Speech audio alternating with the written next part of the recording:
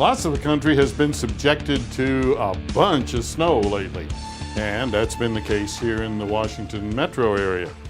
Well, what we're seeing in the repair shop following the snow is where people have done some really ridiculous things clearing the snow from their car. Now, one of the things that we see most frequently that they do wrong is, well, they go out and they get a proper tool to clean away snow and ice. It's a typical scraper with a brush on it, and it does a good job for the most part. But no matter how good something is, people, being people, will figure out a way to use it improperly. Now, how could you possibly use this scraper the wrong way? Well, there are several ways. The first is that you get ice on the windshield, or especially on your exterior mirrors. So you try to scrape it in the normal manner, like so, and that doesn't work. It just bounces over the top of it. So what do? Well, you turn it on its edge like that, and you take the edge of the scraper and you push down on it, and hey, look at this. It's eating right into the ice and it's breaking it up and it's moving it away. But then later on, you notice something, either on your mirrors or on your windshield. You notice something like this. You notice all these scratches in this mirror? Well, that's from somebody that used the edge of one of these scrapers to scrape ice off of the mirror. See, actually, plastic can scratch glass, and it does.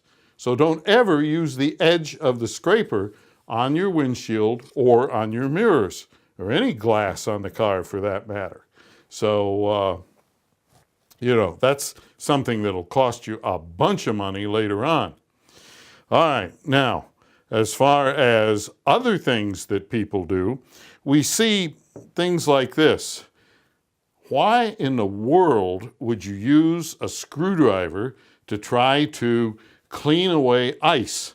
We had one guy that used a screwdriver like this to free up his windshield wipers. So he takes the screwdriver and he hits on it like this to free up the windshield wiper. And sure enough, he got it free, but he took a great big chunk of rubber off of the windshield wiper at the same time. Well, that's not bad enough, so he decides to do it to the other side of the car. And in that one, what he does is he gets under it and he pries up on the windshield wiper arm, and he does two things. He bends the wiper arm, and he cracks the windshield because the end of the blade was down on the edge of the windshield. These are not tools to remove ice or snow. Putty knives, same way. Now here's something that we've seen over the years that does a pretty good job. It's mostly soft. This can pull snow off of the car, and as long as you don't push down on it too hard, it's not going to scratch the paint. Now, another thing that we see lots of people doing is right here. This is a typical floor push broom, and it works okay, except that especially if it's been used on the floor, you're going to find that the bristles are full of dirt and so on, and as you drag it across the paint, these modern finishes, the clear coat, is very easily scratched, and you'll wind up scratching the paint. But all of these things can be used to do one of the most damaging things anybody can imagine doing. You see, you get an ice storm, get ice on the car, however it gets there from thawing and freezing or from an ice storm, whatever it is, so many people will take something like this and they want to get the ice off of the windshield, off of the roof and so on, and they take it and they figure out that if you tap on the ice, it will shatter.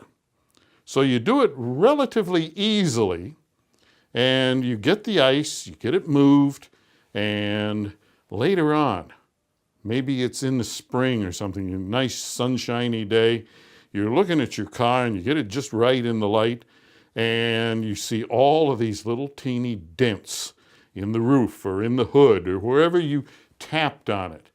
Don't do it, because this will damage the sheet metal on your car. Just about any of these things will. As a matter of fact, if you were to take this brush and use it to beat on the ice to break it up, it will also dent the sheet metal on the car. Now, of course, there are proper things. Like here, we have a de-icer that can be used on many spots on the car to melt the ice. And oh, one other thing not to do is, you see a lot of people when snow and ice build up on a car, you see them running inside the house. They go inside the house, they put a pot of water on the stove, and they boil this pot of water. Then they bring it out and they throw it on the car.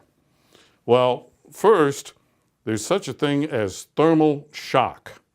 And thermal shock is when you take something that is either really hot and all of a sudden shock it with something very cold, or vice versa.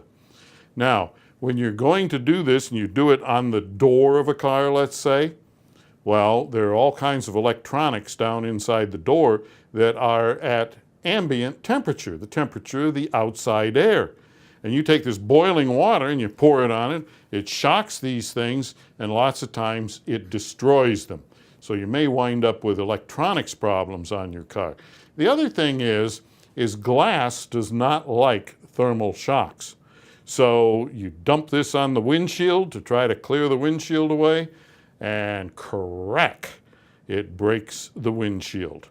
So use a little common sense when it comes to clearing away snow and ice. And remember that an extra 10 minutes or so isn't going to make a great big difference in your life. So be patient with it and do it properly. And if you have a question or a comment, drop me a line at radio@goss-garage.com.